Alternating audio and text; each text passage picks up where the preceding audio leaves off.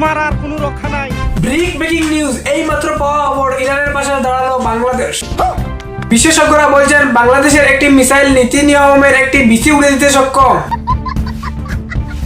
জানা গেছে বেঞ্জিনিয়ামের নেতানিয়াহু বাংলাদেশের মিসাইলের ভয়ে বাংকারে ঢুকে তার বিসি ধরে অনেক কান্না করছে।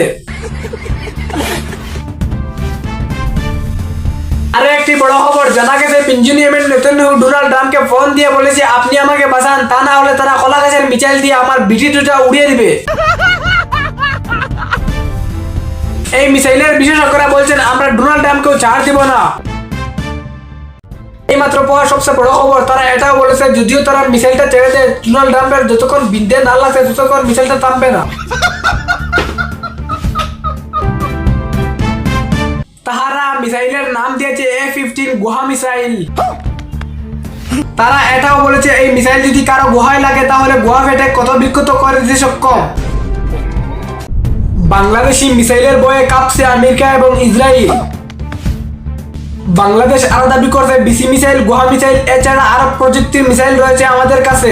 এই মিসাইল দিয়ে ইসরায়েলকে পৃথিবীর মানচিত্র থেকে মুছে দিতে সক্ষম।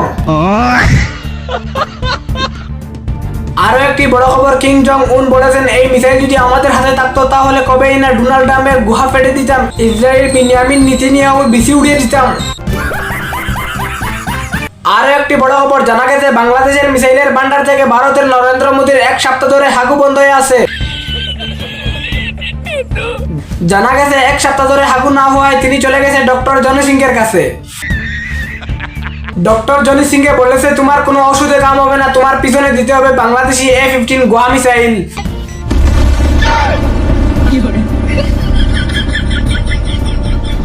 বাংলাদেশ এত শক্তিশালী হয়ে গেছে তা আপনারা কল্পনাও করতে পারবেন না। বাংলাদেশ অতি সত্ত্বে তৈরি করে ফেলেছে পারমাণবিক মিসাইল। রিপোর্ট আপনাদের সামনে। শুনলাম বাংলাদেশের সামরিক শক্তি অত্যন্ত বেড়ে গেছে, এর কারণ হলো বাংলাদেশে রয়েছে 3টি পারমাণবিক মিসাইল।